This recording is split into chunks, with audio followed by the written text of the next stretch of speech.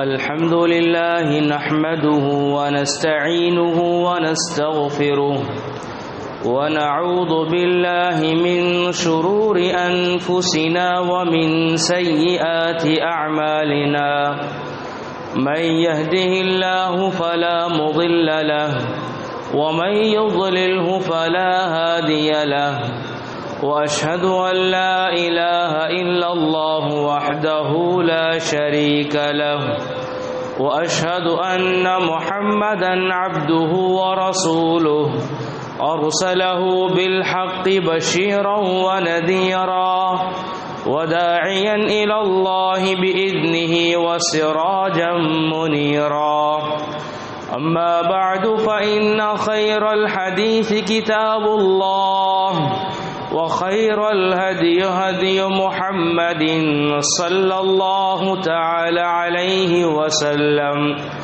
وشر الأمور محدثاتها وكل محدثة بدعة وكل بدعة ضلالة وكل ضلالة في النار.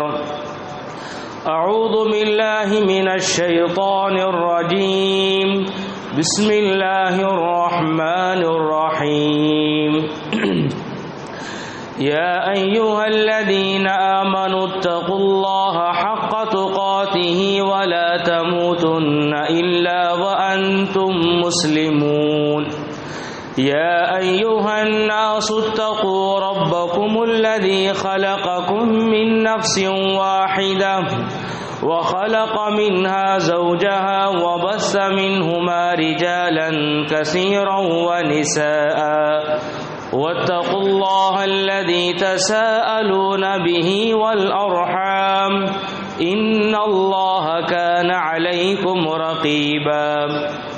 يا أيها الذين آمنوا اتقوا الله وقولوا قولا سديدا يصلح لكم أعمالكم ويغفر لكم ذنوبكم ومن يطع الله ورسوله فقد فاز فوزا عظيما.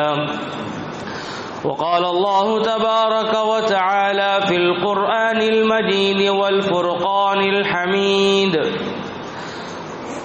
يوصيكم الله في أولادكم للذكر مثل حظ الأنثيين فإن كن نساء فوق اثنتين فلهن ثلثا ما ترك وإن كانت واحدة فلها النصف ولأبويه لكل واحد منهما السدس مما ترك إن كان له ولد. ہر قسم کی تعریف اس اللہ رب العالمین کے لیے ہے جس نے ساری کائنات کو اپنے قدرت سے پیدا کیا. بے شمار درود و سلام ہو تمام انبیاء کرام پر، خصوصاً میرے اور آپ کے آخری نبی جناب محمد الرسول اللہ صلی اللہ تعالی علیہ وسلم پر. اس مختصر حمد و صلات کے بعد سورۃ النساء کی ایک آیت ابھی آپ کے سامنے پڑھی گئی. اس آیت کو علمی اصطلاح میں آیت المیراث کہا جاتا ہے. یعنی اس آیت اور آنے والی آیتوں میں اللہ رب العالمین نے میراث کے مسائل بتائے ہیں. میراث کسے کہتے ہیں؟ انسان کا جب انتقال ہوتا ہے اس کی جائیداد، اس کی پراپرٹی، اس کا مال، اس کی دولت کن لوگوں میں تقسیم ہونا چاہیے اور کتنا کتنا تقسیم ہونا چاہیے، اس کی ساری تفصیلات اللہ رب العالمین نے بیان کیا ہے. آج کے خطبے میں اسی کے تعلق سے چند باتیں آپ کے سامنے رکھنے کی کوشش کروں گا. حضرات، زندگی کے ہر مسائل آتے ہیں، ہر مسائل کو اللہ رب العالمین نے اس کے لحاظ سے، اس کے مسائل، اس کے احکام، اس کی ضرورت کیا ہوتی ہے وہ وقتاً فوقتاً اللہ رب العالمین وحی کے ذریعے بتاتا رہا ہے.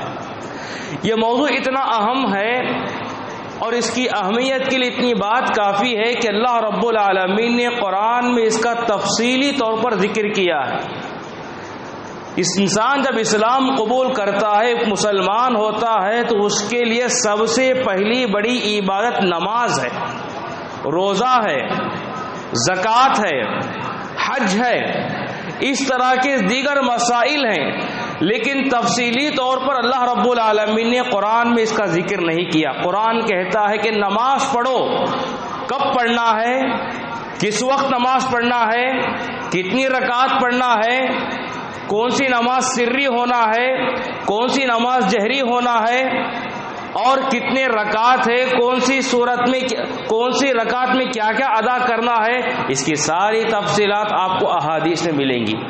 قرآن کہتا ہے کہ روزہ رکھو، روزہ کیسا رکھنا ہے، سحری کب کرنا ہے، افطار کب کرنا ہے، کن چیزوں سے روزہ ٹوٹتا ہے، اس کی ساری تفصیلات آپ کو احادیث میں تلاش کرنا پڑے گا۔ قرآن کہتا ہے کہ حج کرو، حج کے چند بنیادی باتیں اللہ نے قرآن میں بتائی، ساری تفصیلات اللہ کے نبی نے خذوا عنی مناسککم، مجھ سے سیکھ کر علم حاصل کر لو کہا۔ زکوٰۃ کا مسئلہ لو، کوئی مسئلہ کیوں نہ ہو، ہر تفصیل کے لیے آپ کو احادیث کا مطالعہ کرنا پڑے گا، لیکن علم میراث ایسی چیز ہے پوری تفصیلات قرآن میں ہیں۔ یوں سمجھیے کہ 95% قرآن میں اس کا تذکرہ کیا گیا، 1 2 3 مسائل احادیث میں ذکر کیے۔ اتنی تفصیلی طور پر ذکر صرف میراث کے تعلق سے اللہ رب العالمین نے قرآن میں ذکر کیا ہے۔ اس کا مطلب یہ ہوا ہر احکام و مسائل شریعت سے معلوم ہوتے ہیں، میراث کا مسئلہ اللہ کے زبانی سے معلوم ہوتا ہے، اور دیگر مسائل اللہ کے نبی کے زبان سے معلوم ہوتے ہیں۔ یہ بہت اہم چیز ہے۔ یہ علم ایسا ہے، ہر ایک کو علم حاصل کرنا بہت ضروری ہے، اور یہ مسئلہ ایسا ہے ہر ایک سے تعلق رکھنے والا مسئلہ ہے۔ حج کا مسئلہ صرف مالدار کے لیے ہو سکتا ہے، زکوٰۃ کا مسئلہ ہر مالدار کے لیے ہو سکتا ہے، میراث کا مسئلہ ہر غریب کے لیے بھی ہوتا ہے، کیونکہ دنیا میں 2 طرح کے لوگ ہیں، دینے والے ہیں اور لینے والے ہیں۔ دینے والے کو یہ معلوم ہونا ہوگا کہ کیسا دینا ہے، لینے والے کو بھی معلوم ہونا ہوگا کہ کیسا لینا ہے۔ مجھے کوئی مال مل رہا ہے تو کس وجہ سے مل رہا ہے یہ مجھے معلوم ہونا چاہیے، میں کسی کو مال دے رہا ہوں کس وجہ سے دے رہا ہوں یہ بات ہمیں معلوم ہونی چاہیے۔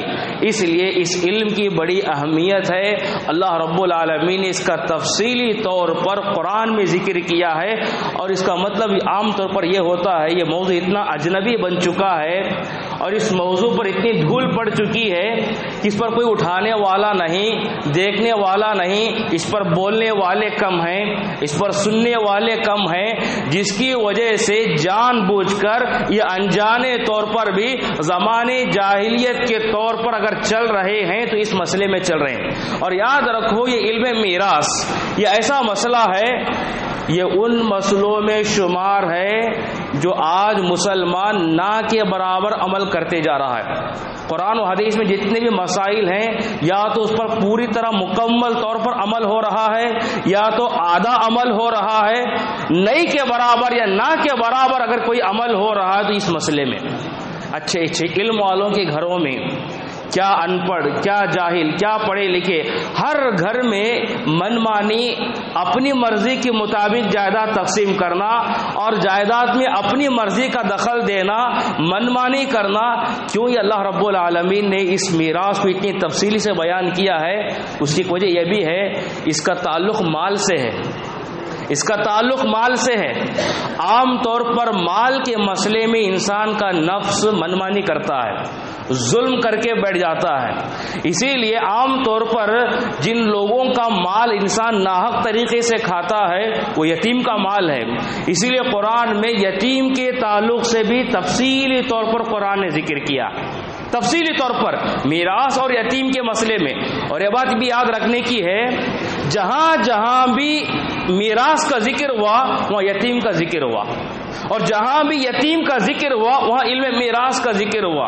قرآن میں سے کئی آیتیں ہیں، آگے آئیں گے انشاءاللہ، تو دیکھیے اللہ رب العالمین نے اس کی بڑی اہمیت بتائی ہے اور اس کے تعلق سے سارے باتیں بتائی ہیں۔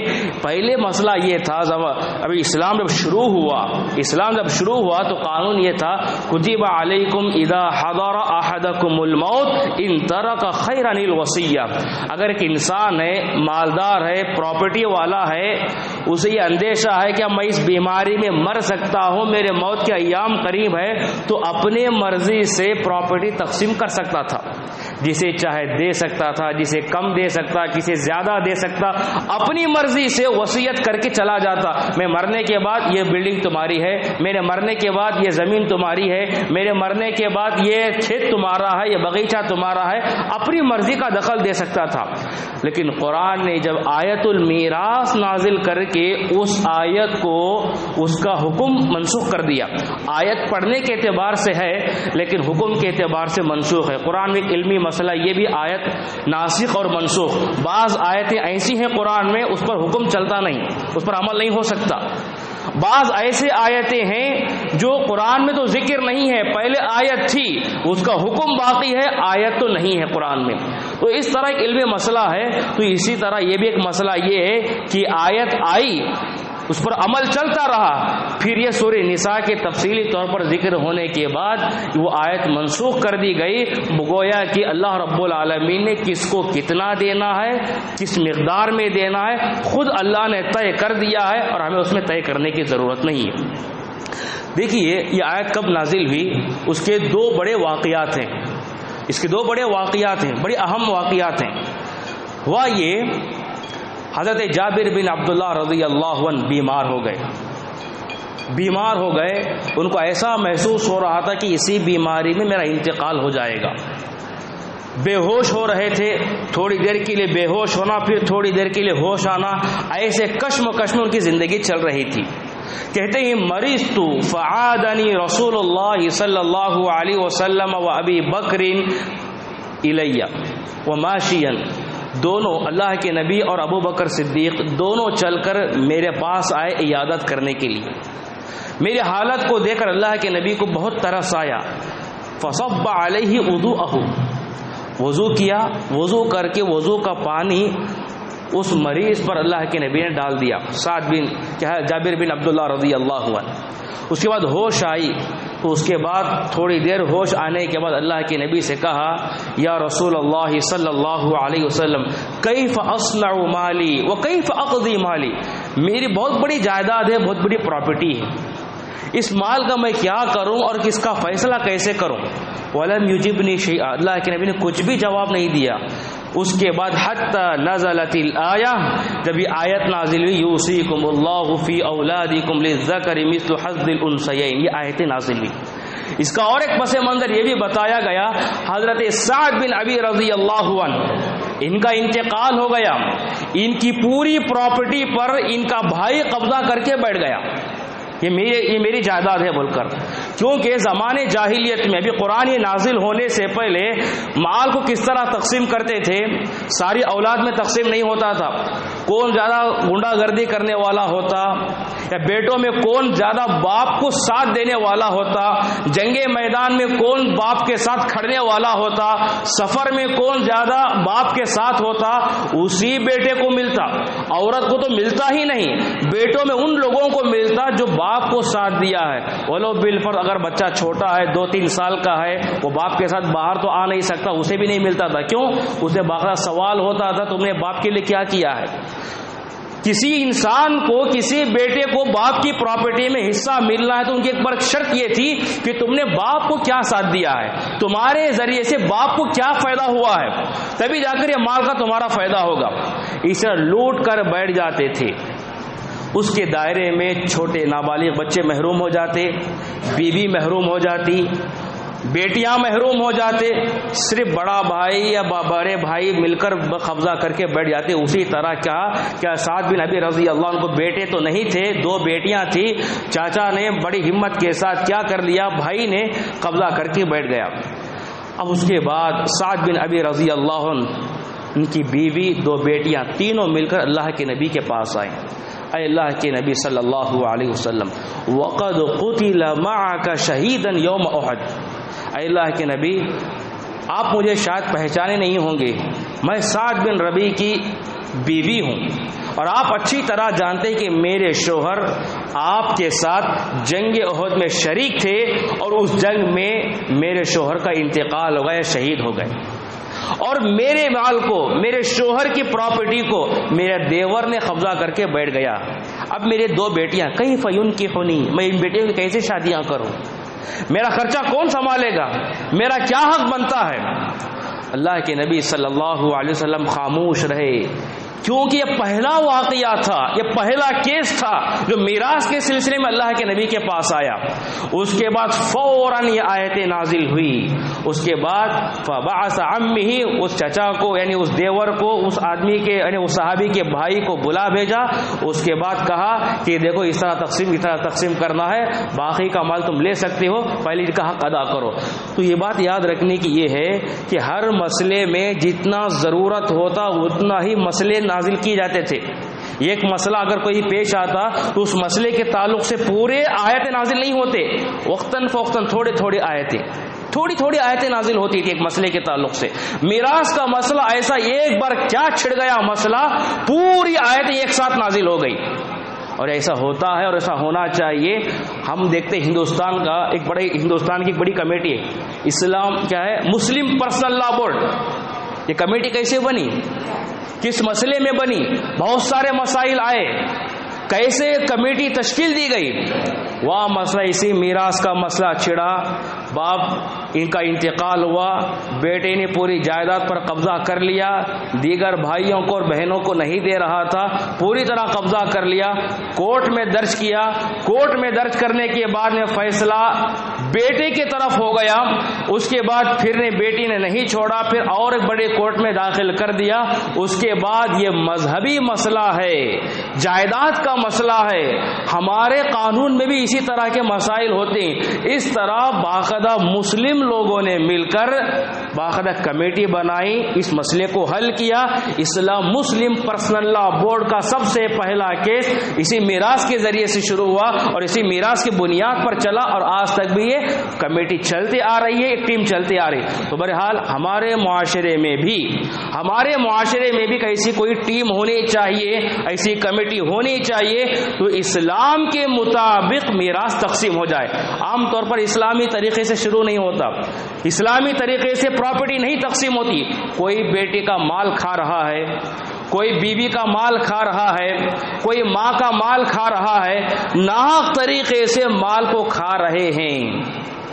ایک آدمی ہے، سود کا بزنس کرتا ہے، لوگ دھڑیل سے آ کر سوال کرتے ہیں فلاں آدمی سود کا پیسہ کھاتا ہے، اس کی دعوت میں جائیں کہ نہیں جائیں؟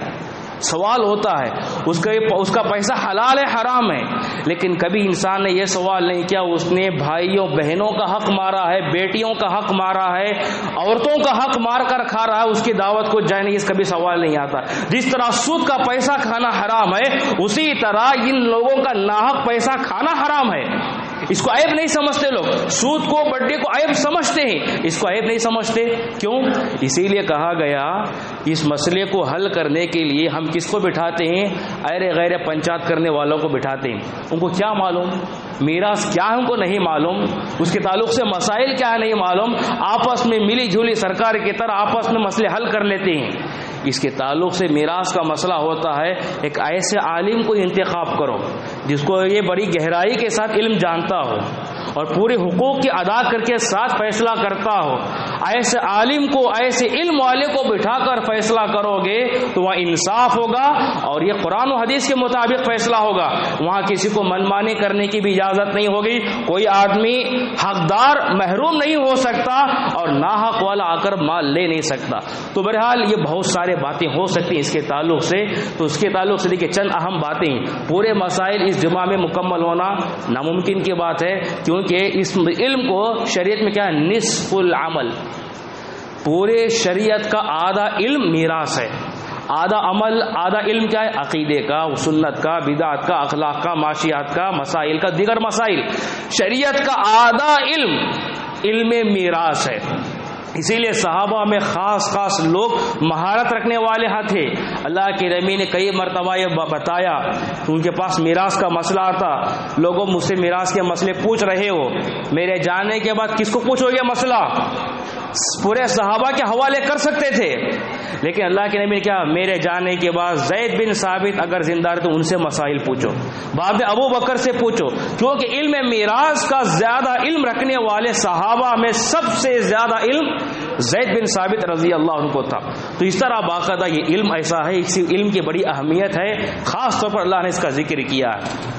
آئیے سب سے پہلی چیز بنیادی طور پر ایک یوں سمجھے مثال سمجھنے کے لیے 2 مثالیں میں آپ کو دیتا ہوں. کسی انسان کا انتقال ہوا, آدمی کا انتقال ہوا, اس انتقال کے بعد بیوی کو کتنا ملتا ہے, اولاد کو کتنا ملتا ہے, ماں باپ کو کتنا ملتا ہے. آدمی کا انتقال ہوتا ہے, اس کے بچے ہیں تو بیوی کو 1/8 1/8 پورے مال کا 8واں حصہ. اگر 8 لاکھ روپے ہیں تو 1 لاکھ روپے 8واں حصہ 8 ٹکڑے کیے جائیں تو ایک ٹکڑا کتنا بنتا؟ 1 لاکھ. 1 لاکھ بیوی کو دیا جائے گا, اور اس کے بعد اگر بچے نہ ہوں تو ربع دیا جائے گا, یعنی پورے مال کا پو حصہ دیا جائے گا. 10 لاکھ ہیں تو 2.5 لاکھ دیے جائیں گے.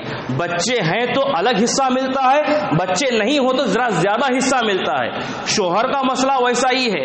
شوہر کا انتقال ہوا, بیوی کی پراپرٹی میں شوہر 2 طریقے سے حقدار بنتا ہے. بچے ہیں تو اسے پو حصہ ملتا ہے, بچے نہیں ہیں تو پورے مال کا آدھا حصہ ملتا ہے, زیادہ ملتا ہے, اور ماں باپ کو پورے مال کا 6واں حصہ ملتا ہے, 1/6 ملتا ہے. پورے مال کو 6 ٹکڑے کرو, ایک ٹکڑا کتنا آتا ہے؟ ایک ٹکڑا ماں کو دینا, ایک ٹکڑا باپ کو دینا.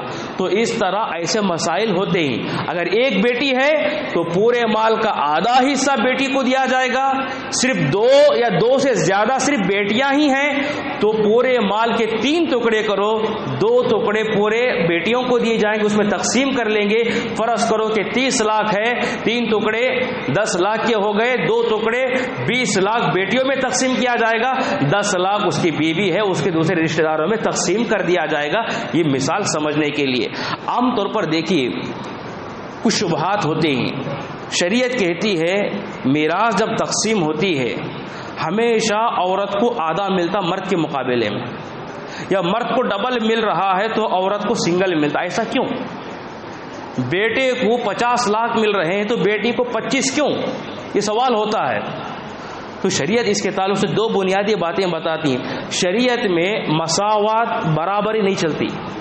شریعت میں دنیا کا نعرہ ہے سب برابر ہے مرد عورت. شریعت کہتی ہے مساوات نہیں چلتی, منصفانہ عدل و انصاف چلتا ہے. انصاف چلتا ہے شریعت میں. مرد کو ڈبل ملنا یہ اس کے لیے انصاف ہے, عورت کو سنگل ملنا یہ اس کے لیے انصاف ہے. دوسری وجہ یہ ہے کہ جہاں بھی شریعت میں خرچ کرنے کی ذمہ داری ہے وہ صرف مرد کو ہے, عورت کو ذمہ داری نہیں ہے. عورت اگر وہ بیٹی ہے تو باپ اس پر خرچ کرے گا, عورت اگر بیوی ہے تو شوہر اس پر خرچ کرے گا, عورت اگر ماں ہے باپ بھی نہیں ہے شوہر بھی نہیں ہے اولاد اس پر خرچ کریں گے. اس طرح گھر کو سنبھالنے کی ذمہ داری, تمام اخراجات کی ذمہ داری کس کی ہے؟ مردوں کی ہے, عورت کی ذمہ داری نہیں ہے. عورت کو صرف انکم ہے, آؤٹ گوئنگ نہیں ہے. جو بھی آتا مال اس پر ڈپازٹ ہو جاتا ہے, باقاعدہ خرچ کرنے کی ذمہ داری نہیں ہوتی. شریعت میں جہاں بھی خرچ کرنے کی ذمہ داری ہے وہ عورت کے لیے ایک ہی جگہ خرچ کرنا ہے, وہ ہے زکوٰۃ. عورت جو زیور پہنتی ہے نا, اگر وہ زکوٰۃ واجب ہو رہے تو عورت پر فرض ہے وہ زکوٰۃ واجب کرے, شوہر پر فرض نہیں ہے. شوہر نکالتا تو اچھی بات ہے, نہیں نکالتا تو گنہگار تو نہیں, عورت گنہگار ہے, عورت کو پوچھا جائے گا. زکوٰۃ پہننے والا کون ہے اسے پکڑا جائے گا. تو بہرحال یہ زکوٰۃ کے علاوہ تمام چیزوں میں خرچ کی ذمہ داری عورت کی نہیں ہوتی بلکہ مرد کی ہوتی ہے. اس لیے ہمیشہ مرد کو زیادہ پیسے کی ضرورت ہوتی ہے, اس لیے مرد کو ہمیشہ ڈبل ملتا ہے, عورت کو سنگل ملتا ہے. آئیے کچھ غلطیاں ہیں جو میراث کے معاملے میں ہمارے معاشرے میں بالکل زمانے جاہلیت کی طرح چلتا ہے. کچھ غلطیاں کیا ہوتی ہیں, کچھ لوگوں کو سراسر حق نہیں ملتا لیکن لوگ کیا ہے حق دلاتے ہیں اور دلانے کی ناجائز کوششیں بھی کرتی ہیں. کچھ لوگ ہیں ان کی کسی انسان کا انتقال ہوا، اس کی جائیداد، اس کی پراپرٹی میں ذرا برابر بھی ان کا حصہ نہیں ہے، لیکن آ کر حصہ لے لیتے ہیں۔ اب وہ حصہ لے لیا تو اس کا مطلب یہ ہوا کہ ناحق لے لیا۔ ناحق کا مطلب ہے کہ وہ حرام کام کر رہے ہیں، وہ حرام کا کھا رہے ہیں۔ اس میں پہلی چیز قاتل کیا ہوتا ہے؟ باپ کی پراپرٹی ہے، بیٹے نے کیا کیا؟ باپ کو قتل کر دیا، مرڈر کر دیا۔ تو ایسے وقت میں بیٹے کو حصہ نہیں ہے۔ بیٹا تو حقدار تھا پہلے، لیکن قتل کر کے وہ محروم ہو گیا۔ اب اس قتل کرنے کی وجہ سے بیٹے کو محروم کر دیا جائے گا۔ قتل دو طرح کے ہیں، جان بوجھ کر قتل کرنا یا غیر ارادی طور پر قتل خطا۔ دونوں بھی انجام میں بیٹے کو نہیں ملتا۔ قرآن کی آیت ہے، کہا ومن قتل مؤمنا خطأ فتحریر رقبہ، چاہے وہ قتل خطا ہو یا قتل عمد ہو، جان بوجھ کر قتل کیا ہو یا غیر ارادی طور پر قتل کیا ہو، تو اس قتل کی وجہ سے بیٹے کو ذرا برابر حصہ نہیں ملتا، اس بیٹے کو نکال دیا جائے گا۔ یہ پہلا انسان ہے۔ دوسرا مرتد، باپ کے بچے ہیں، ایک بیٹا مرتد ہو گیا، دوسرے دن میں اختیار کر لیا، وہ غیر قوم میں جا کر شمار ہوا، یہودی بن گیا، عیسائی بن گیا، دوسرے مذہب میں چلا گیا۔ دوسرے مذہب کو چلے جانے کی وجہ سے اس کی باپ کی پراپرٹی بیٹے کو نہیں دی جا سکتی۔ اس لیے قرآن نے کہا، نوح علیہ الصلوۃ والسلام نے اللہ سے دعا کی اپنے بیٹے کی بخشش مانگنے کے لیے، اے اللہ میرے بیٹے کو معاف کر۔ قرآن نے کہا انہ لیس من اہلک، وہ تمہارا بیٹا نہیں، آج کے بعد سے بیٹا نہیں بولو گے۔ کیوں؟ تم مسلمان ہو، بیٹا کافر ہے۔ وہ کیسا ہوگا؟ خون تو ثابت ہے لیکن شریعت ثابت نہیں اس پر، تو ہٹا دیا جائے گا۔ اسی لیے لا یرث المسلم الکافر ولا الکافر المسلم، مسلمان کی پراپرٹی میں غیر کا حق نہیں ہوتا اور غیر کی پراپرٹی میں مسلمان کا حق نہیں ہو سکتا۔ تو یہ دو چیزیں ہیں، حقدار ہونے کے باوجود بھی ان کو حق نہیں ملتا۔ اس کے علاوہ اور 4 لوگ ہیں جن کا ذرا برابر بھی حق نہیں ملتا۔ وہ کیا ہے؟ اس میں سے ایک انسان ہے لے پالک، کسی بچے کو ہم لے کر پالتے ہیں، بیٹی ہو، لڑکا ہو یا لڑکی ہو، بچے نہیں ہیں لے کر پالتے ہیں، اچھی بات ہے، پالنا ہے۔ زندگی میں رہتے ہوئے جتنا چاہے خرچ کرو، دوسرے اولاد کو، اپنی خاص اولاد کو بولنے کا حق نہیں کہ اس کے بچے کو کیوں پال رہے ہو، کیوں اس کا پیسہ ڈال رہے ہو، بولنے کی ضرورت نہیں، اس کا مال ہے، وہ کچھ بھی کر سکتا ہے۔ زندہ رہتے ہوئے اس بچے کو جو لے کر پال لیا ہے اس پر ہزاروں روپے خرچ کر لے، دوسروں کو انکار کرنے کی، دوسروں کو وہاں جا کر کیا ہے نکتہ کرنے کی اجازت نہیں ہے، کیونکہ وہ اپنا مال ہے۔ مرنے کے بعد اس بچے کو ذرا بھی حصہ نہیں ملے گا، اس کے اپنے اصلی بچوں میں وہ مال تقسیم ہوگا۔ اس کے اصلی بچے ایک بھی نہیں ہیں تو کیا ہوگا؟ تب بھی اسے نہیں ملے گا، بلکہ اس مال میں اس کی بیوی کو تقسیم ہوگا، اس کے بھائی بہنوں میں تقسیم ہوگا، لیکن اسے ذرا برابر بھی حصہ نہیں ملتا، جبکہ عام طور پر اسے حصہ دلانے کی کوشش کرتے ہیں یا دے دیتے ہیں، جبکہ وہ ناحق ہے۔ اگر وہ لے رہا ہے تو حرام کا لے رہا ہے۔ چوتھا انسان غیر نسب کو پراپرٹی دینا۔ غیر نسب، اسے مثال سمجھانے کے لیے میں آپ کو بتاتا ہوں۔ میاں بیوی ہیں، 4 بچے ہیں، سمجھو 2 بچے ہیں، انمن ہوئی، طلاق خلا ہو گیا یا شوہر کا انتقال ہوا۔ اب یہ 2 بچے، خلا ہوا، 2 بچے کو لے کر اپنے گھر آ گئی، دوسری جگہ جا کر شادی ہوتی ہے۔ شادی ہونے کے بعد اب وہ دوسرا شوہر اس کے ساتھ وہ زندگی گزارتی ہے۔ اب یہ دوسرا شوہر کیا بولتا ہے، میں تمہیں بچوں کے ساتھ اپناتا ہوں، بچوں کو لے لیتا، بچوں کو گھر میں پالتا ہے، پالے اچھی بات ہے، اس پر بھی خرچ کرے، کسی کو نکتہ کرنے کی اجازت نہیں، کسی کو روکنے کی اجازت نہیں، وہ اپنا مال ہے، خرچ کر سکتا ہے۔ مرنے کے بعد ان بچوں کو حصہ نہیں ملے گا۔ کیوں نہیں ملے گا؟ جو مرا ہے انسان، جس کا انتقال ہوا ہے، اس کے نطفے سے یہ پیدا نہیں ہوا۔ اور بنیادی نقطہ یاد رکھیے، کسی عورت کی پراپرٹی میں حصہ ملنا ہے بچوں میں تو اس کے پیٹ سے پیدا ہونا ضروری ہے۔ کسی مرد کے پراپرٹی میں حصہ ملنا ہے تو اس کے نطفے سے پیدا ہونا ضروری ہے۔ نطفہ نہیں ہے تو اسے پراپرٹی بھی نہیں ہے، اس کے پیٹ سے پیدا نہیں ہوا ہے تو اسے حصہ نہیں ہے۔ تو اس طرح وہ پہلے شوہر کے بچے ہیں، دوسرے شوہر کے پراپرٹی میں یہ اپنے بچوں کو دلا نہیں سکتے، جبکہ اس کے ہی بچے ہیں وہ۔ لیکن یہ کیا ہے، یہ دوسرا شوہر چینج ہو گیا، اب اس کی پراپرٹی میں، ہاں البتہ وہ عورت کا انتقال ہو گیا تو ان بچوں کو پہلے شوہر سے جو بچے ہوئے اسے بھی ملتا ہے، دوسرے شوہر سے بچے ہوئے اسے بھی ملتا ہے، کیونکہ یہ دونوں بچے انہی کے پیٹ سے پیدا ہوئے ہیں۔ اب یہ جو بچہ آیا نا، دوسرے شوہر کے پاس پل رہے ہیں، پہلے شوہر کے بچے دوسرے شوہر کے پاس پل رہے ہیں، لیکن ان کو کہاں سے حصہ ملے گا؟ ان کو پہلے شوہر سے ہی ملے گا۔ طلاق خلا ہونے سے میاں بیوی کا رشتہ ٹوٹتا، ماں باپ کا رشتہ نہیں ٹوٹتا، اولاد اور ماں باپ کے درمیان جو رشتہ وہ نہیں ٹوٹتا طلاق خلے، کیونکہ انسان نے جو رشتہ بنایا ہے وہ رشتہ ٹوٹتا ہے، اللہ نے جو رشتہ بنایا وہ نہیں ٹوٹتا، اللہ نے پہلے سے اس کے پیٹ سے پیدا کر دیا، وہیں سے شروع ہو گیا، وہ اس کی اولاد ہے، لیکن اس کی پراپرٹی میں نہیں مل سکتا، یہ ہونا چاہیے۔ اب اس کی پراپرٹی ملنے کے لیے وہ پہلے ہی شوہر کے پاس جانا پڑے گا، چاہے وہ بچپن میں ہی اولاد جدا ہوئے ہو، 2 سال کا 3 سال کا بچہ تھا، بیوی نے خلا ہونے کی وجہ سے اپنے بچے کو لے کر چلے گئی، بعد میں معلوم ہوا 30-40 سال کے بعد اس کا پہلا شوہر انتقال ہوا ہے، بیوی کو تو نہیں ملتا، اپنے بچے کو بھیج سکتی ہے، اس کا حق ہے، وہ جا کر اپنے بچہ مال لے کر سکتے ہیں۔ تو یہ ایسا مسئلہ ہے۔ تو اس طرح غیر نسب کو عام طور پر کیا ہوتا ہے، یہاں غلطی کیا ہوتی ہے، پہلے شوہر کے جو بچے ہیں دوسرا شوہر پالتا ہے، دوسرا شوہر کا انتقال ہونے کے بعد اس کی جائیداد میں یہ حصہ لینے کی کوشش کرتے ہیں، اور دلیل یہ دی جاتی ہے تم نے پہلے ہی شادی ہوتے وقت یہ کہا تھا کہ میں اس بچوں کے ساتھ اپناؤں گا، اپنانے سے وراثت میں حصہ نہیں ملتا۔ یہ چوتھی چیز ہے۔ اور ایک چیز ہے، وہ کیا ہے، باپ کی موجودگی میں بیٹے کا انتقال ہو گیا۔ فرض کرو ایک باپ کو 4 بچے تھے، اس میں 4 بچے باپ کے انتقال ہونے سے پہلے ہی ایک بیٹے کا انتقال ہو گیا، اب وہ بیٹے کو حصہ نہیں ملتا۔ اب کوئی یہ کہے بھئی وہ اس کے بچے چھوٹے چھوٹے بچے ہیں، اب وہ جو آدمی کا پراپرٹی ہے وہ بچے کے پوتے ہیں، یتیم بچہ ہے، یتیم پوترا ہے، بیٹے کا انتقال ہو گیا ہے، اسے کچھ دو، نہیں دے سکتے، نہیں دے سکتے۔ وصیت کا راستہ کھلا ہے، وصیت کی تفصیلات میں الگ سے بتاؤں گا کہ وہاں سے اسے مل سکتا ہے، لیکن باپ کی پراپرٹی میں پوترے کو نہیں ملتا جبکہ بیٹے کا انتقال ہو گیا ہے۔ کیوں نہیں ملتا؟ اس لیے کہ حق نہیں ہوا۔ بیٹے کا حق کب ہوتا ہے؟ باپ کے مرنے کے بعد اس کی ملکیت میں آتی ہے، باپ کی موجودگی میں کسی بیٹے کا حق باپ کی پراپرٹی میں نہیں ہو سکتا۔ وہ آگے آ رہی بتاؤں گا ایک چیز۔ اور آخری چیز، اسی طرح غیر نسب میں ولد الزنا، عام طور پر کیا ہوتا ہے، عاشق معشوقی کا دور ہے، اب لوگ بھاگ کر جا کر شادی ہونا عام ہے۔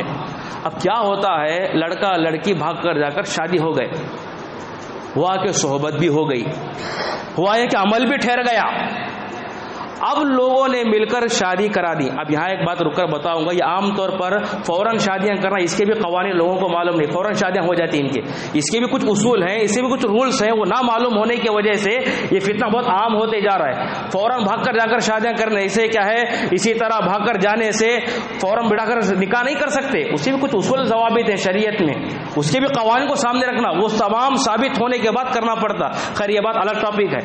اس کے بعد کیا ہوتا ہے، شادی کرا دیتے ہیں، اب اس کے بعد وہ بچہ پیدا ہوتا، شادی سے پہلے صحبت ہوا ہے، خون تو اس کا ہے لیکن نسب ثابت نہیں ہے، اس بچے کو نہیں ملتا، اس بچے کو حصہ نہیں ملتا۔ کیسا حصہ نہیں ملتا؟ کیونکہ وہ ولد الزنا ہے۔ اب اللہ کے نبی نے فرمایا، ترمذی کی حدیث ہے، ایما رجل عاہر بحرۃ او امۃ فالولد ولد الزنا لا یورث ولا یورث۔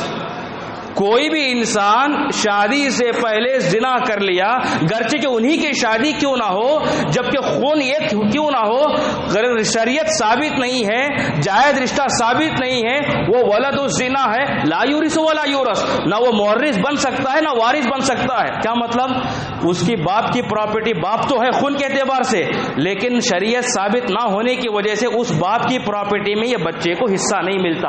اور اسی طرح یہ بچہ بڑا ہوا، اچھی کمائی کمایا، بڑی پراپرٹی والا ہوگا، یہ مر گیا، اس کی پراپرٹی میں باپ کو نہیں ملتا کیونکہ وہ ناجائز باپ ہے۔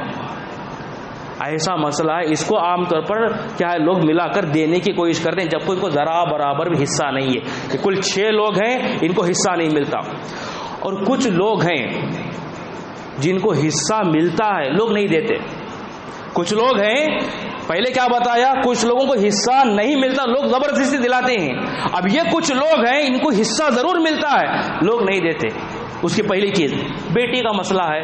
عام طور پر بیٹیوں کو محروم کر دیا جاتا، بھئی تمہیں شادی میں خرچ کیا ہے، جہیز اتنا دیا ہے، اتنا کھلایا. چلو جہیز کا مسئلہ لائے بھی باپ زندگی میں کیا ہے، باپ زندگی میں کیا ہے وہ اس کا مسئلہ ہے، لیکن اس کا مسئلہ وراثت میں نہیں آ سکتا. جہیز کا بہانہ بنا کر چھوڑنا صحیح نہیں ہے. قرآن نے کہا، جیسے کہ میں نے شروع میں کہا، جہاں میراث کا ذکر کیا قرآن نے، وہیں اللہ نے یتیم کا ذکر کیا ہے. یتیم کا جہاں ذکر ہوا قرآن نے میراث کا ذکر کیا، کیونکہ میراث سے اور یتیم سے بڑا گہرا ربط ہے. قرآن نے تمام میراث کے آیتوں کو بیان کرنے کے بعد کہا، ان الذین یاکلون اموال الیتامی ظلما انما یاکلون فی بطونہم نارا. جس طرح تمہارے باپ کے انتقال ہونے سے تم یتیم ہوئے، اسی طرح یہ بیٹیاں تمہاری بہنیں بھی یتیم ہوئی، ان کو بھی حصہ دینا چاہیے.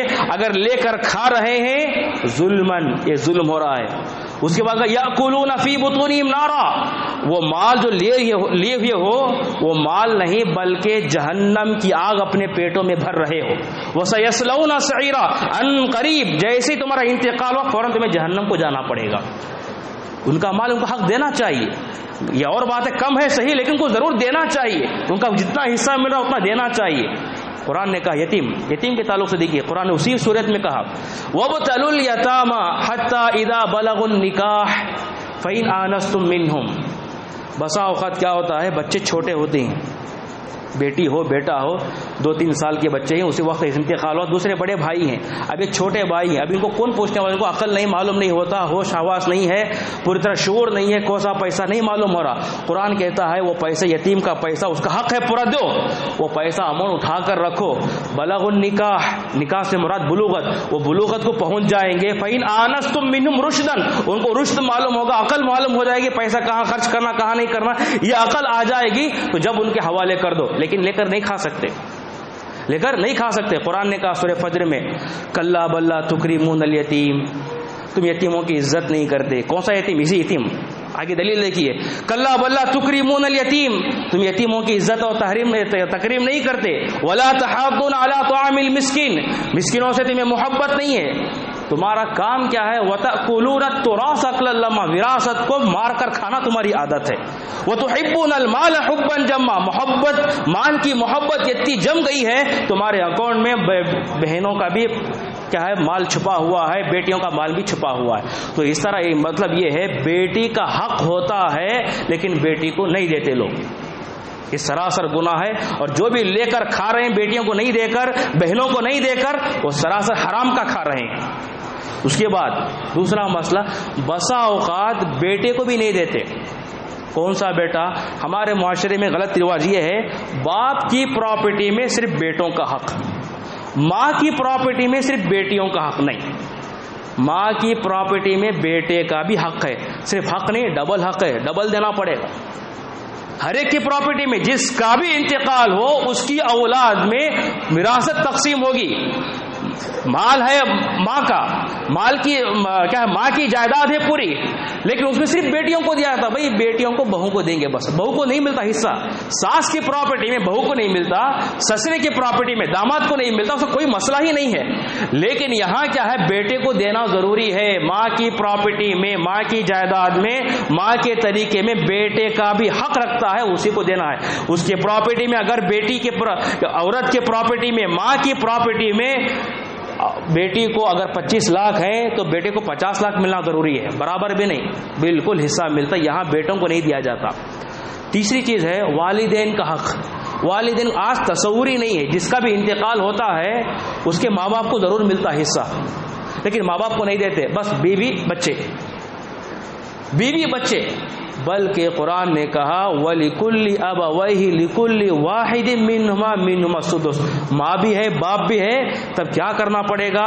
ماں کو چھٹا حصہ دینا ہے، باپ کو بھی چھٹا حصہ دینا. پورے مال کے 6 ٹکڑے کرو، 1 ٹکڑا باپ کو دو، 1 ٹکڑا ماں کو دو، 4 ٹکڑے بچے ہیں بانٹ لو. ماں کا حصہ ہے، باپ کا بھی حصہ ہے، لیکن عام طور پر دیا نہیں جاتا. اگر ماں باپ زندہ نہیں ہیں تو دادا دادی زندہ ہے کیا دیکھو، دادا دادی کو دینا پڑے گا. یہاں نانی کو بھی ملتا دادی کے ساتھ. دادی کو جتنا حصہ مل رہا اسی میں دونوں بانٹ لیں گے، نانی اور دادی، الگ سے نانی کا حصہ نہیں ہے. خیر یہ الگ مسئلے ہیں. اس کے بعد ایک چیز ہے جن کو حق بنتا ہے ان کو نہیں دیتے، بیٹی ہے، بیٹا ہے، والدین ایک ہے، بیوی کو بھی نہیں دیتے. عام طور پر بیوی غم میں رہتی ہے شوہر کے انتقال پر. اب اولاد کے آپس ہی میں تقسیم کر لیتے ہیں، اولاد آپس ہی میں تقسیم کر لیتے ہیں. بیوی کو، ماں کو پوچھ کر دیکھنے والا کوئی نہیں ہوتا. جب کہ وہ شوہر اس کا انتقال ہوا، بیوی کا بڑا حق بنتا ہے، بچے موجود ہیں تو باقاعدہ 8واں حصہ ہے اسے دینا پڑتا، اسے محروم کر دیتے ہیں لوگ. اس میں کیا ہوتا ہے؟ اور بیوی کا مطلب یہ ہے، ایک بات یاد رکھیے، شادی ہوئی الحمدللہ میں نے قبول کیا بول دیا، صحبت نہیں ہوئی، وہ صرف نکاح کی محفل میں قبول کیا بول دیا، اس کے بعد شوہر کا انتقال ہوا آدھے گھنٹے میں، تب بھی اس کی پراپرٹی میں بیوی کو حق دیا جائے گا. تب بھی بیوی ہے، بیوی ثابت ہو چکی ہے، قبول کر لیا ہے، تب بھی اس کے بعد پراپرٹی کا حقدار ہو جائے گا. تو یہ چیز کیا ہے، اس کا بھی لحاظ رکھنا چاہیے. اور اس کے بعد کچھ غلطیاں ہیں مورث سے ہوتے ہیں. کچھ غلطیاں، مرنے والا زندگی میں کچھ ایسے غلطیاں کر کے جاتا ہے، وہ غلطیاں ہی رہتی ہیں لیکن اس پر شریعت نافذ نہیں ہو سکتی، اسی غلطیاں ہیں. اس میں غلطیوں سے پہلی غلطی کیا ہے؟ باپ کیا کر دیتا ہے، اولاد کسی کو نافرمان پاتا ہے، کسی کو پسند نہیں کرتا بچے سے، اولاد سے، تو وہ کیا سب سے پہلی جگہ کیا ہے، پورے بچوں کو مال نہیں ملنا. اس طرح کیا کرتا، میرے پوری جائیداد میرے مرنے کے بعد یہ مسجد کے لیے وقف ہے، بول دیتا پوری جائیداد بول کر، یہ مدرسے کے لیے وقف ہے، پوری جائیداد میری مسجد کے لیے وقف ہے. وقف نہیں ہوتا. وہ شریعت نے کہا، حدیث رسول ہے، زندگی بھر تم نے صدقہ نہیں کیا، اب کسی کو محروم کرنے کے لیے پورا مال صدقہ کر رہے ہو، یہ صدقہ قبول نہیں ہوتا، صدقہ نہیں ہوتا. پھر آ کر مسجد والے آ کر بھائی تمہارے ابا بولے تھے بول کر نہیں وصول کر سکتے، وہ شریعت ثابت ہی نہیں ہوتی اس پر. تو اس طرح محروم کرنے کے لیے صدقہ کر دے رہا تو اس کی غلطی ہے، وہ غلطی کا سزا وہ بھگتے گا، لیکن وہ غلطی کو نہیں دہرائی جائے گی بعد میں. اس کے بعد کیا کرتا، دوسری غلطی، کسی باپ کو کسی بیٹے سے خاص محبت رہتی، اب وہ بیٹے کو زیادہ دینے کی کوشش کرتا، مرنے کے بعد برابر ملے گا، اب یہ بیٹا میرا محبوب ہے، بڑا لاڑیلا بیٹا ہے، بہت اچھا بیٹا ہے، ہر بات سننے والا ہے، تو اسے کیا کر دیتا ہے، زیادہ پراپرٹی نام کر دیتا. قرآن نے کہا ان اللہ قد اعطى كل ذي حق حقه، لوگوں ہم نے کس کو کتنا ملنا ہے تقسیم کر دیا. سورہ نساء میں فلا وصیت لوارث، وارث وہ حقدار ہے، اسے ملتا ہے، الگ سے اسے وصیت کرنے کی اجازت نہیں، الگ سے پیسہ دینے کی اجازت نہیں. تو اس طرح بھی نہیں کر سکتے. یہ چیز ہے، ایک بچے کو زیادہ ایک بچے کم ایسا نہیں ہو سکتا. زندگی میں اگر بول بھی گیا تو بعد میں اس کے مرنے کے بعد میں اسے سزا تو ملے گی لیکن وہ قانون نافذ نہیں کیا جائے گا. تیسرا مسئلہ ہے، اسی طرح عام طور پر بچے نافرمان کبھی نکل جاتے ہیں، بسا اوقات حقیقی معنوں میں نافرمان ہوتے ہیں، بسا اوقات والد کی نظر میں نافرمان لگتا ہے. اب وہ کیا کرتا ہے، عاق کر دیتا ہے. عاق کے معنی کیا ہے، عاق الوالدین، یہ حدیث میں بھی آتا ہے. عاق کے معنی نافرمانی کرنا، حقوق الوالدین، والدین کی نافرمانی کرنے والے.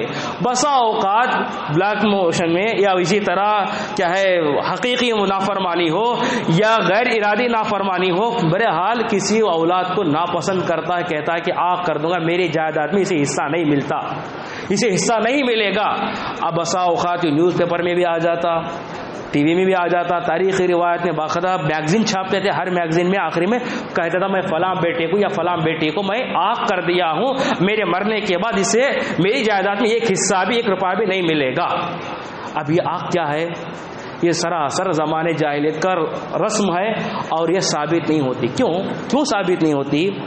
انسان کا جب انتقال ہوتا ہے نا، انتقال ہونے کے بعد وہ ساری جائیداد وہ باپ کی نہیں ہے، وہ باپ کی نہیں ہے، وہ حقوق تقسیم ہو جاتے ہیں. یوں سمجھو کہ جیسا ہی باپ کا انتقال ہوا، وہ باپ کی پوری پراپرٹی سب اولاد کے اکاؤنٹ میں آ جاتے، پورے اولاد کے اکاؤنٹ میں آ جاتے، بس انٹری کرا لے کرنا باقی ہوتا ہے. الگ سے حصے کرنے بیٹھنے کی تقسیم کی ضرورت نہیں ہے، الگ سے بیٹھنے کی حصہ کتنا ملے گا، وہ کتنا ملے گا، یہ الگ سے بیٹھنے کی ضرورت نہیں، فوراً اپنا اپنا حق کاٹ لیتا نکلتے رہنا. ایسا ہے مسئلہ. جیسا ہی انتقال ہوا، قرآن کہتا ہے کہ اب یہ ساری جائیداد اللہ کی ہے. کیسے اللہ کی ہے؟ دیکھیے اس میں وہ بات نہیں ہے. ابن ماجہ کی حدیث ہے، ان اللہ تصدق علیکم بثلث اموالکم عند وفاتکم، مرنے والے سے کہا گیا تیری پوری پراپرٹی یہ میری ہے، اب تو مر گیا، میں تجھے خیرات کر رہا ہوں ثلث. پوری پراپرٹی کا تیسرا حصہ 30 لاکھ ہیں، 10 لاکھ میں تجھے خیرات کر رہا ہوں. کون کہہ رہا؟ اللہ کہہ رہا ہے عند وفاتکم، تیری وفات کے وقت. اب یہ خیرات میرا خیرات لے کر تو کیا اپنی آخرت سنوار سکتا ہے وصیت کر کے، وصیت کے راستے سے؟ ورنہ اس میں تیرا حق نہیں ہے. قرآن نے کئی مقامات پر کہا یقول ابن آدم مالی مالی مالی، آدمی کہتا ہے کہ میرا مال میرا مال میرا مال. شریعت کیا کہتی ہے؟ اذا اکلت فابلت، جتنا دنیا میں رہ کر کھایا وہ تیرا ہے. اذا لبست فابلت، جس طرح اچھا کپڑے پہنا وہ سب تیرا ہے. اذا تصدقت فامضیت، جو صدقہ کر لیا زندگی میں رہ کر وہ تیرا ہے.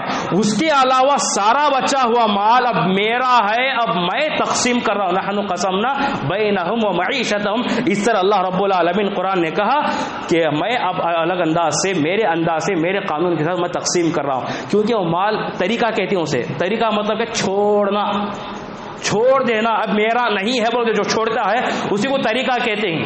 اب وہ چھوڑ دیا، ختم ہو گیا اس کا مال. اسی طرح عام طور پر حدیث مشہور ہے. کیا مشہور ہے؟ انسان جب انتقال ہوتا ہے خبر تک 3 چیزیں جاتی ہیں، اس کا عمل، اس کے خاندان کے لوگ، اس کا پیسہ. 3 چیزیں جاتے ہیں قبرستان تک. 2 واپس ہو جاتے، ایک وہیں رہتا. خاندان اور مال واپس چلے جاتا، عمل باقی رہتا. عمل اسے خبر میں کام آنے والا ہے. یہ 2 کام نہیں آتے یہ اس کا ہے ہی نہیں، اس کا مال ہی نہیں. اب وہ واپس کر دیا جاتا ہے. اب اس کے بعد وہ شریعت میں اپنے حقوق سے اپنے وارثین کے حق میں تقسیم ہو جاتا ہے. اسی طرح اور ایک غلطی کرتا ہے مورث. یہ زمانے جاہلیت میں زیادہ ہوتا تھا، اب ذرا ہونے لگا ہے. کیا کرتا ہے؟ شوہر کی پراپرٹی بہت زیادہ ہے آدمی کی. اب اسے غصہ ہے بیوی پر، بیوی کو پراپرٹی نہیں ملنا، آنکھ بھی نہیں کر سکتا، چلتا نہیں. اسے کیا کرتا ہے؟ رشتہ توڑتا ہے. کہتا ہے کہ میں طلاق، میں بیوی نہیں چاہیے مجھے، طلاق. بیوی بھی کیا کرتی ہے؟ میرے جائیداد میں شوہر زندگی پر بہت ستایا مجھے، اب میں خلا لیتی ہوں. خلا لے گئے، رشتہ نہیں رہا. طلاق ہو گیا، رشتہ نہیں رہا. اب رشتہ نہیں رہا، بیوی نہیں رہی، شوہر نہیں رہا، تو حصہ کیسا دیں گے؟ تو اس طرح زمانے جاہلیت میں چلتا تھا اور لوگ باقاعدہ اسے کیا ہے وراثت سے محروم رکھا کرتے تھے. لیکن شریعت کیا کسی تعلق سے بیوی خلا لے لی ہے، شوہر نے طلاق دیا ہے. طلاق 3 دینا ہے، مہینے کو 1 مرتبہ. یہ مہینے کو 1 مرتبہ غلط اصطلاح ہے، سمجھنے کے لیے بول رہا ہوں بس، ورنہ حیض کا مسئلہ ہوتا ہے. کیونکہ مہینے کے اندر بھی حیض شروع ہو جاتا. یہ طلاق کی بھی ایک اصول ہے، دینے کے طلاق. بسا اوقات یہ طلاق کا صحیح سسٹم نہ ہونے کی وجہ سے کئی لوگ 3 سے زیادہ طلاق دے دیے پھر بھی زندگی گزار رہے ہیں، ناجائز زندگی. اس کے بھی ایک الگ اصول ہے، اس کے الگ سے میں بتاؤں گا انشاءاللہ. تو بہرحال مسئلہ یہ ہے کہ طلاق لیتا ہے 3 حیض اسے عدت گزارنا ہوتا ہے. 2 طلاق ہو گئی، اب تیسری طلاق میں دونوں جدا ہونے والے ہیں. تیسری طلاق سے پہلے شوہر کا انتقال ہو گیا تو ابھی یہ نکاح میں ہے، پوری طرح نکاح سے خالی نہیں ہوئی، الگ نہیں ہوئی، بلکہ اسی کی بیوی ثابت مانی جا رہی ہے. تب بھی سے حصہ دیا جائے گا. اور بعض اہل علم بلکہ یہ متفقہ فیصلہ ہے، اس کی نیت تھی محروم کرنے کے لیے، اس لیے اسے طلاق دی ہے. نکاح طلاق ہونے کے باوجود بھی، 3 طلاق ہونے کے باوجود بھی اسے کیا حصہ دیا جائے گا؟ کیونکہ اس کی نیت خراب تھی محروم کرنے کی وجہ سے. کیونکہ جبکہ اللہ نے تقسیم کر دیا ہے وراثت کا مسئلہ. اسی لیے کوئی بھی انسان اپنے مال میں اپنی منمانی نہیں کر سکتا. کب منمانی کر سکتا؟ زندہ رہتے اس کا مال ہے، وہ کہاں چاہے خرچ کر سکتا ہے. اگر اولاد کو دے رہا تو برابر دینا پڑے گا. اولاد کے علاوہ جہاں بھی خرچ کر رہا ہے اسے کیا کرنا پڑے گا؟ اسے اختیار، اس کا مال ہے، مرنے کے بعد اس کا مال نہیں ہو سکتا وہ. اور ایک آخری بات، کبھی بسا اوقات وارثین سے غلطیاں ہو جاتی ہیں، اولاد سے غلطیاں. اولاد سے غلطیاں کیا ہے؟ پہلی غلطی عام طور پر باپ کی موجودگی میں، باپ زندہ ہے، اس کی پراپرٹی ہے، اولاد آ کر کہتے ہیں یہ پراپرٹی تقسیم کرو، میرا حصہ مجھے اتنا ملنا چاہیے، میرا حصہ ہے، یہ حصہ ملنا نہیں ملتا. اسے حصہ غنہ گردی ہے، ناحق ہے. کیوں؟ اسے مطالبہ کرنے کا حق نہیں ہے. اس کا حق کب ہوتا ہے؟ مرنے کے بعد ہوتا ہے. مرنے سے پہلے ابھی باپ زندہ ہے، اس کا مال ہے، اس کی مرضی چلتی ہے، اس کا یہ اختیار ہے. اب یہاں جا کر باقاعدہ مطالبہ کرتا ہے کہ پراپرٹی کیا ہے تقسیم کر دو، مجھے الگ کر دو، مجھے پیسہ اتنا دے دو، اتنا دے دو. مطالبہ نہیں کر سکتا، حق مطالبہ نہیں کر سکتا، کیونکہ ابھی حق واجب ہو ہی نہیں گیا. ایک غلطی یہ ہوتی ہے. اور دوسری غلطی اس سے بڑی بھیانک کیا ہوتی ہے؟ باپ کا انتقال ہوا فوراً تقسیم کرنا ہے، فوراً تقسیم نہیں کرتے، چھوڑتے جاتے ہیں. فوراً تقسیم کرے تو لوگ کیا بولیں گے، دیکھ بھائی باپ کا انتقال ہوتی فوراً بچوں کو مال کی ضرورت پڑی. نہیں، بیوی کہتی ہے نہیں میری آخری نشانی ہے شوہر کی، نہیں تقسیم اتنا جلدی نہیں ہونا. نہیں، فوراً کرنا ہی پڑے گا، شریعت کا اصول ہے فوراً کرو، کیونکہ یہ مال کے تعلق سے خبر میں پوچھنے والے میت کو. اب صحیح ہوا کام اس میں ثواب مل رہا، اسے نہیں ہوا تو اسے عذاب ملنے والا ہے. اب تم اس عمل کو روک کر رکھنا، یہ گویا کہ میت کو تم ادھورا رکھا ہے، معلق رکھا ہے، تو فوراً تقسیم کرنا ہے. اب کیا ہوتا ہے، بسا اوقات 4 سال 5 سال 10 سال تقسیم ہی نہیں ہوتا، چھوڑتے جاتے ہیں. اب کیا ہوتا، اس میں کتنی منمانی ہوتی ہے. فرض کرو کہ کسی انسان کے 2 بچے ہیں، 2 بیٹے، ایک بیٹا اچھی حالت میں ہے، ایک بیٹا اچھی حالت میں، ایک بیٹا ذرا کمزور حالت میں ہے. باپ کا انتقال ہوا، فوراً سے حق اب ہو گیا، اب اس کا حصہ اسے ملنا چاہیے. اب یہ بڑا بھائی بڑا بیٹا روک کر رکھ لیا ہے. اب اس کی زندگی تو اچھی چل رہی، اچھی حالت میں. اب یہ بچہ حق واجب ہونے کے باوجود بھی حق نہیں مل رہا، اسے پیسہ واجب ہو گیا لینے کے لیے لیکن نہیں مل رہا. اب وہ غربت کی زندگی گزار رہا ہے، دھکے کھا رہا ہے. ایسے ہی اس کا انتقال ہو جاتا ہے. یہاں انتقال، بیٹے کا انتقال ہو تو یہاں ملنا پڑے، کیونکہ باپ کی زندگی میں انتقال نہیں ہوا، اس کا باپ کے مرنے کے بعد میں انتقال ہوا ہے. تو اس وجہ سے کیا ہے، مرنے کے بعد انتقال ہوا تو اس کا انتقال ہوا صحیح، اس کے بچوں میں یہ پراپرٹی چلے جائے گا، اس کا حصہ.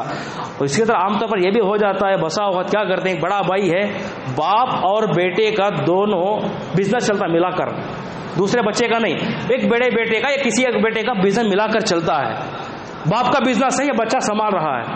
اب یہ کیا کرتا ہے، اس لیے سے روک کے رکھتا ہے، اگر میں حصہ بانٹی کر دوں گا اب میرا نقصان ہو گیا، اب پورے دھندے چینج ہو جائیں گے، پورا دھندا بٹوارا ہو جائے گا، اب پورا مسئلہ یہ ہو جائے گا، اس لیے روک کر رکھتا ہے. نہیں، تمہارا باپ کا دھندا، باپ کی بزنس بڑے بڑے گاؤں میں تھی، اب بیٹا اس پر قبضہ نہیں کر سکتا، یہ میرا گراہک ہے، یہ میرا گراہک ہے، یہ میری جائیداد ہے، یہ میرے کسٹمر ہے، نہیں بول سکتا. حصہ ہو گیا، بٹوارا ہو گیا اور فوراً اس کے عمل میں آ جائے گی. اس طرح روک کر رکھنا جائز نہیں ہے.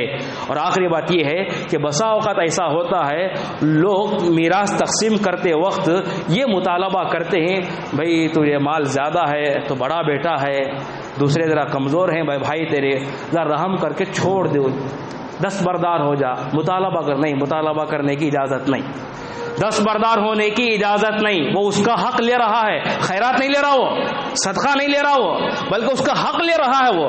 اب وہ حق لینے کے بعد کسی کو دے رہا تو الگ مسئلہ ہے.